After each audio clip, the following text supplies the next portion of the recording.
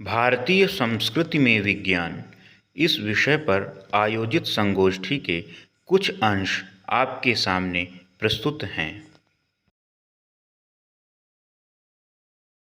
यह एक नोट है।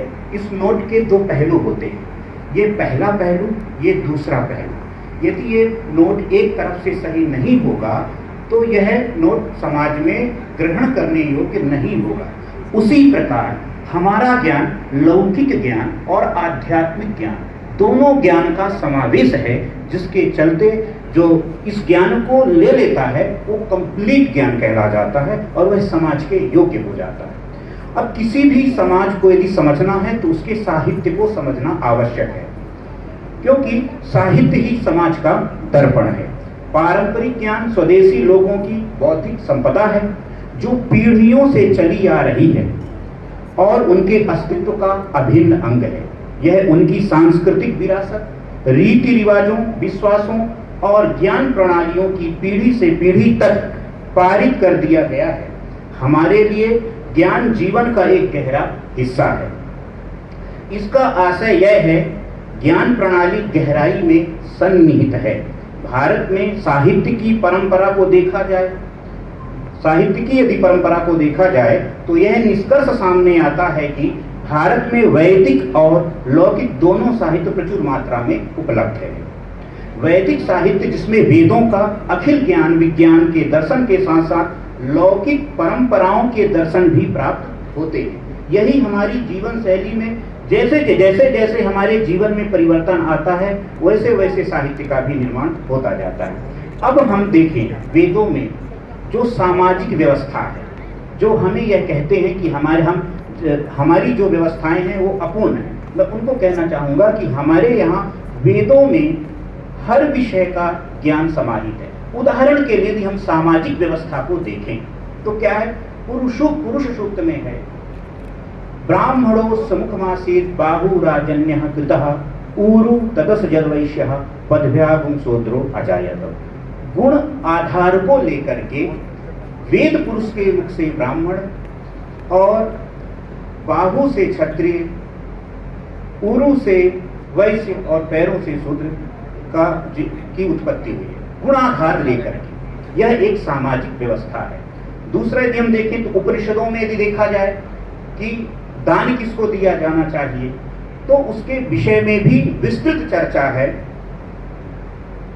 कठोपनिषद में यदि हम देखें तो उद्दालक, नचिकेता और यम इनके संवाद में बतलाते हैं कि किस व्यक्ति को कैसा दान देना चाहिए। ये सामाजिक व्यवस्थाओं के विषय में पूर्ण रूप से हमारे साहित्य में, हमारे संस्कृति में ज्ञान भरा हुआ है। दूसरा यदि हम देखें यदि हम सामाजिक चिंतन की बात करें, आज जो घटनाएं घटित हो रही हैं और हमारा स्वदेशी ज्ञान उसमें किस तरह से काम आ सकता है। जैसे आज जो समाजों का निर्माण है, कहते हैं कि पत्नी और पुत्र से ही शुरू हो रहा है, जबकि हमारा जो भारतीय दर्शन है वह माता और पिता से ही परिवार शुरू होता है। अब आज जो है समाज में, आज का जो समाज का बुद्धिजीवी है वो चिंतित है।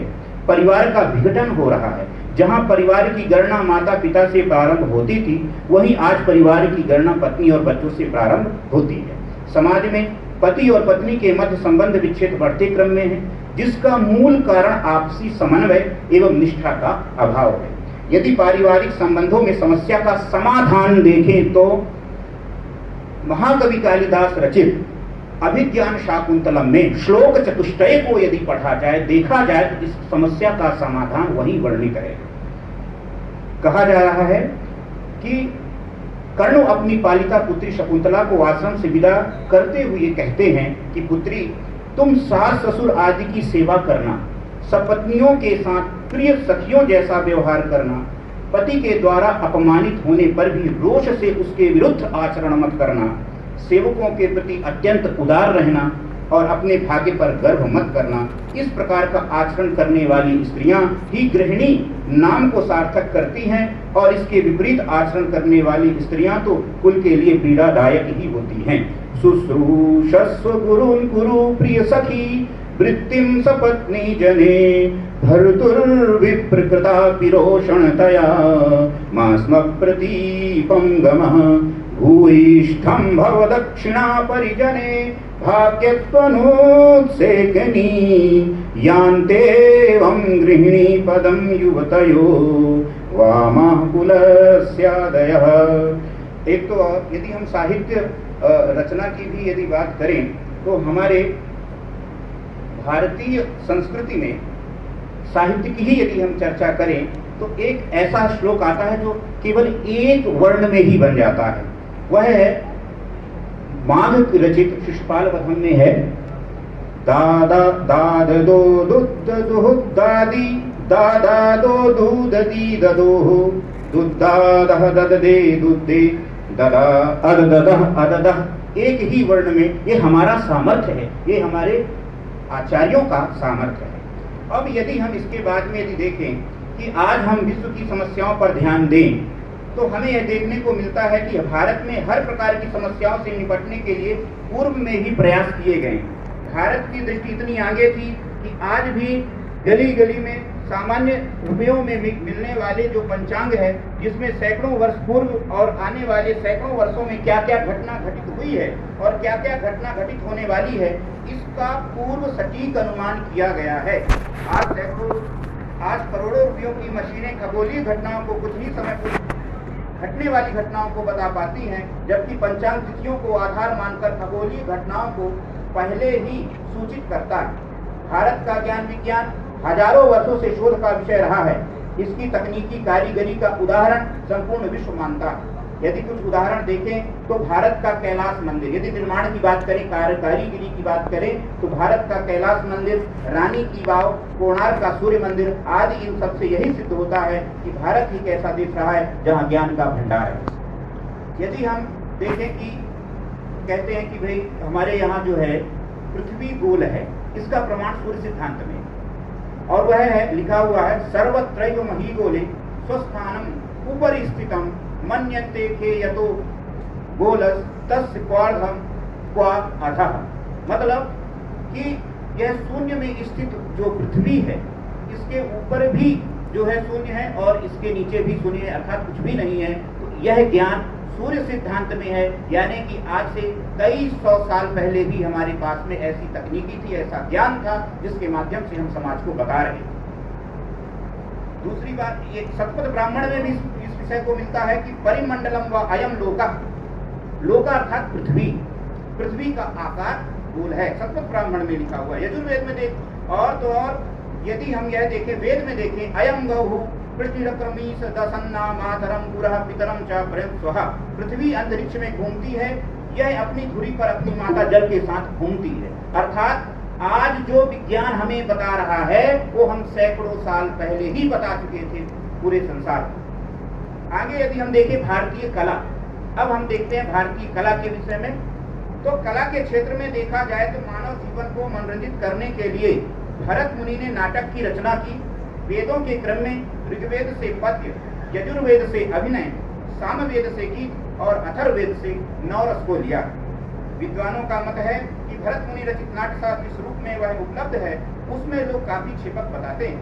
इसके प्रसिद्ध सूत्र विभावानुभाव, संचारी भाव, संयोगात रस निष्पत्ति है।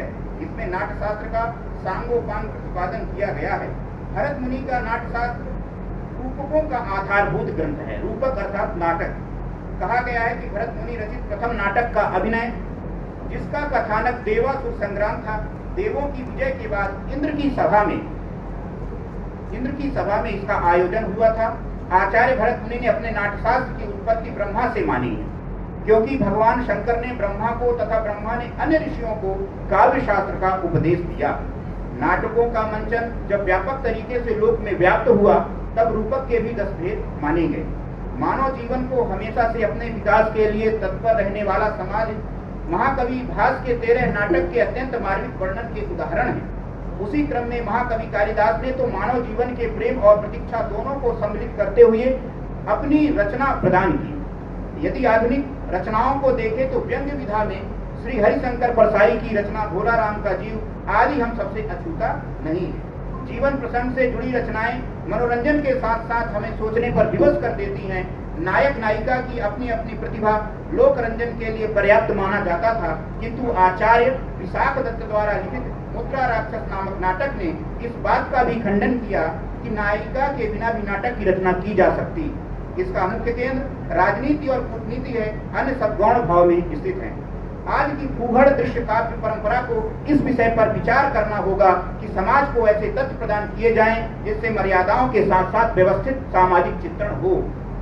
नृत्य कला, यदि हम नृत्य कला को भी देखते हैं तो मानव जीवन में सुख एवं दुख के भाव को व्यक्त करने का नृत्य एक माध्यम है।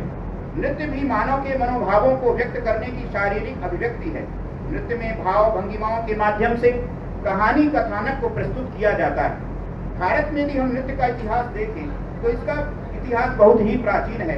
भगवान शंकर को भी नृत्य से जोड़कर देखा जाता है। भगवान शंकर का तांडव नृत्य जगत प्रसिद्ध है। महर्षि पाणिनि जब भगवान शंकर की तपस्या कर रहे थे तब भगवान प्रसन्न होकर नृत्य किए।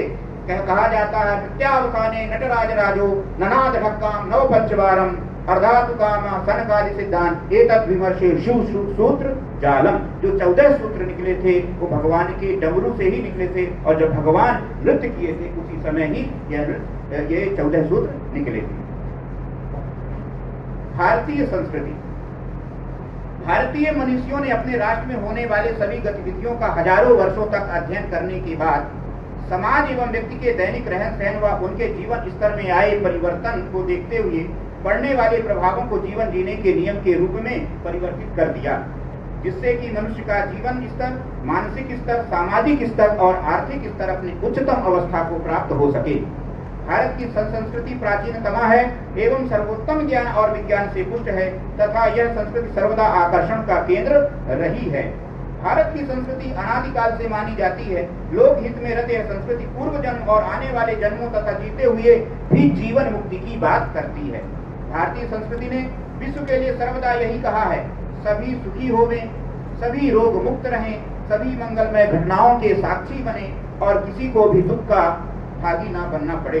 सर्वे भवन्तु सुखिनः, सर्वे सन्तु निरामयाः, सर्वे भद्राणि पश्यन्तु, मा कश्चित् दुःखभाग् भवेत्। हमारे संस्कार, हमारी पूजन पद्धति सब कुछ प्रकृति पर निर्भर है।